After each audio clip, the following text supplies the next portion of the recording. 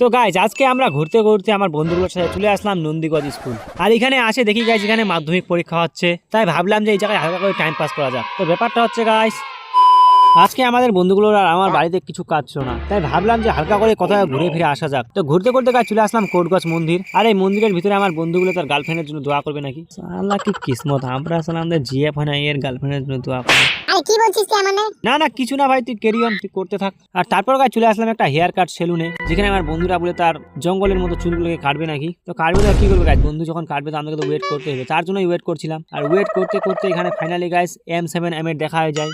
একে তো তোমরা কাজ মনে হয় চিনোই, আর যদি চিনো না গাইস তাহলে আমি ওকে চিনা দিব না, চিনতে হবে না, থাক আমাকে চিনছো এটাই অনেক বড় কথা। সিধা তারপর পেট্রোল পাম্পে আসে আগে বাইকটাকে টেমকিটাকে ফুল টুল করে আমি আর আমার বন্ধুগুলো চলে আসলাম নন্দীগঞ্জ হাই স্কুল। আর এখানে আসার সাথে গাইস একটা বন্ধুর দেখা হয়ে যায়, তার সাথে হালকা ফুলকা গল্প করতেছিলাম। আর হ্যাঁ গাইস, এবার তোমাদের মধ্যে কারা কারা মাধ্যমিক পরীক্ষা দিচ্ছ কমেন্টে নিজের নামটা অবশ্যই লিখে যাবা আর নিজের ভিলেজটাও লিখে যাবা।